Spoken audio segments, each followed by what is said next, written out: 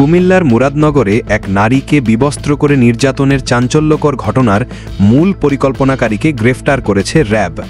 সংস্থাটি জানিয়েছে, বড় ভাইয়ের ওপর প্রতিশোধ নিতেই ছোট ভাই এই ঘৃণ্য পরিকল্পনা সাজিয়েছিলেন। বৃহস্পতিবার রাতে কুমিল্লার বুড়িচং উপজেলা থেকে মূল পরিকল্পনাকারী শাহ পরানকে গ্রেফতার করা হয়। র্যাব 11-এর অধিনায়ক lieutenant colonel HM Sajjad Hossain এক ব্রিফিংয়ে জানান, পূর্বশত্রুতার জেরে বড় ভাই ফজর আলীকে বিপদে ফেলতেই ছোট ভাই শাহ পরান লোকজন জড়ো করে ভুক্তভোগী নারী ও তার ভাইকে নির্যাতন এবং শ্লীলতাহানি করেন। সেই দৃশ্য ভিডিও করে সামাজিক যোগাযোগ মাধ্যমে ছড়িয়ে দেওয়া হয়। জানা যায়, ঘটনার 2 মাস আগে দুই ভাইয়ের মধ্যে বিরোধের জেরে গ্রাম্য সালিশে বড় ভাই ফজর আলী ছোট ভাই শাহ পরানকে চড় মারেন। এর প্রতিশোধ নিতেই শাহ পরান সুযোগ খুঁজছিলেন।